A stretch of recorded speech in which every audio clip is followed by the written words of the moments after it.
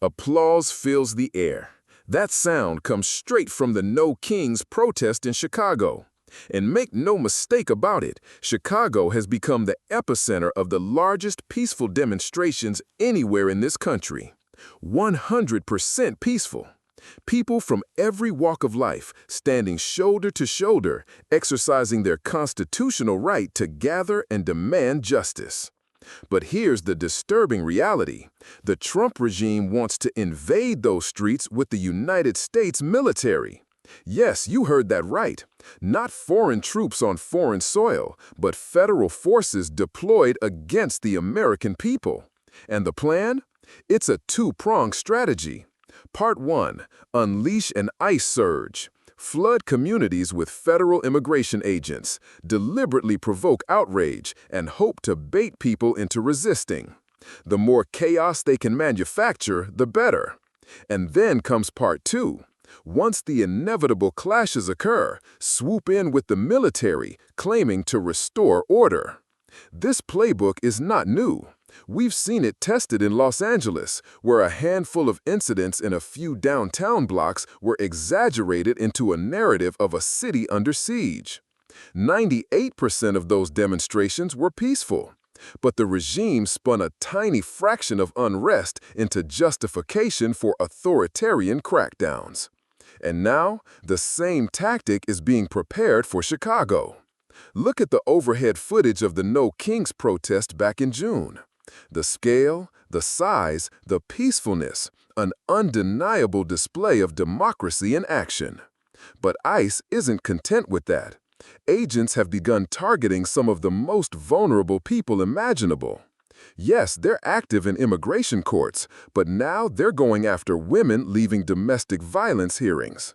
In Chicago, survivors are being forced into an impossible choice: remain in abusive relationships or risk deportation by seeking justice.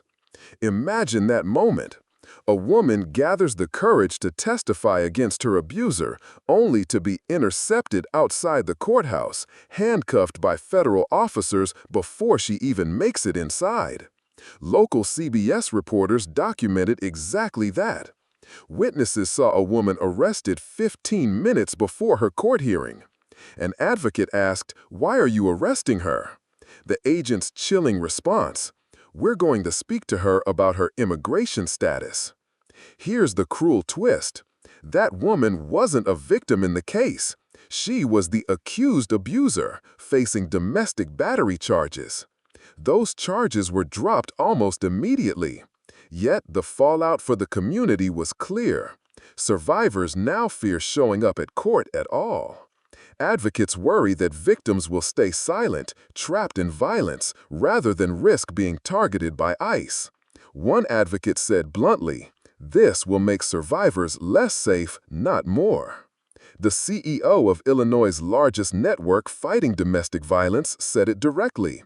These actions undermine trust in the justice system, the very institution survivors need most. And it's no coincidence.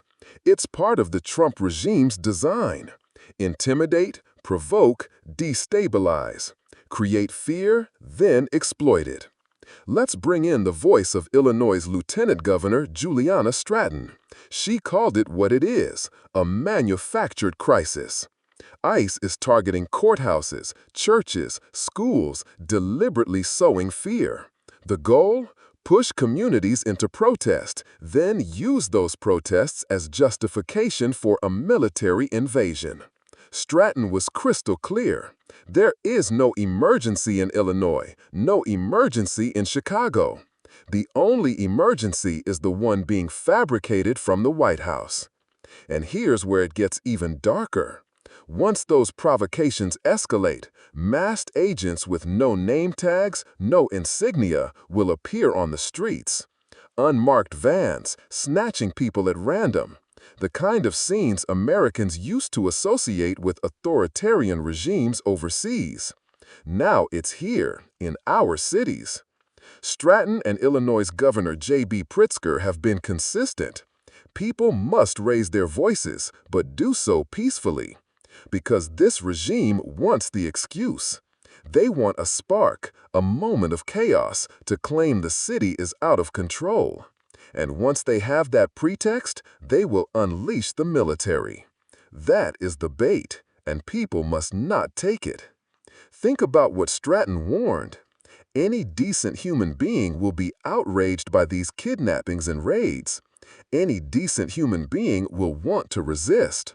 But if resistance turns violent, if order breaks, the Trump administration will say, "See, we told you. Now we need soldiers on your streets."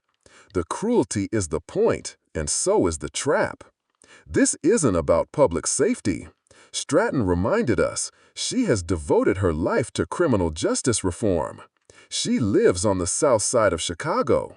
She's lost family members to gun violence. She's spoken directly to survivors, to community leaders, to experts. And not one person, not a single one, has ever said, "We want an armed military presence in our neighborhoods." That's not safety. That's occupation.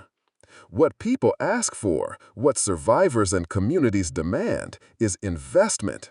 Healthcare, including mental health services. Jobs that pay enough to feed a family. Education that gives children hope. Programs that close the wealth gap and break cycles of poverty. That is how you make communities safe. That is how you prevent crime. But that is not the Trump administration's agenda. Instead, they cut $800 million in violence prevention funding.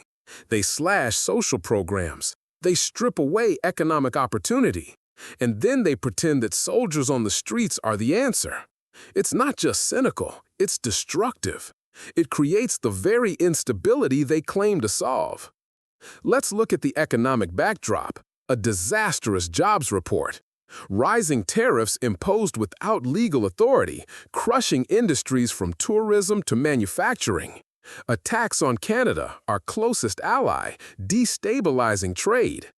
Homicide rates creeping upward, just as they did during Trump's first term.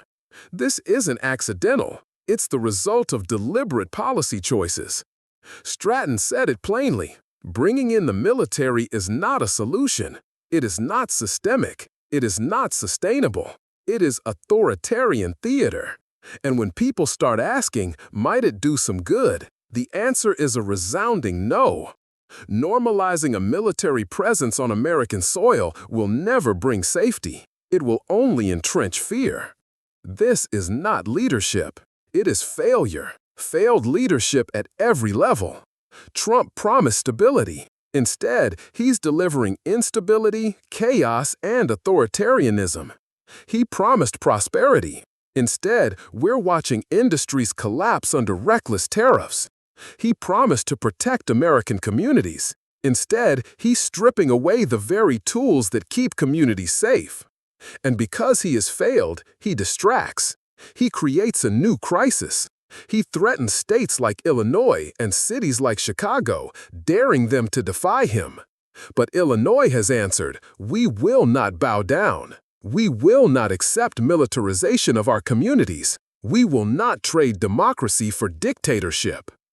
Stratton herself is stepping into this fight by running for the United States Senate. And she says everywhere she goes across Illinois, the message she hears is the same. People want leaders who will fight for them, not just against Trump, but for tangible improvements in their daily lives. Affordable housing, healthcare, jobs, stability. That is the real contrast on the ballot. On one side, chaos, provocation, authoritarian theatrics. On the other, steady leadership, investment in people, communities, opportunity. One side thrives on distraction, the other builds toward dignity.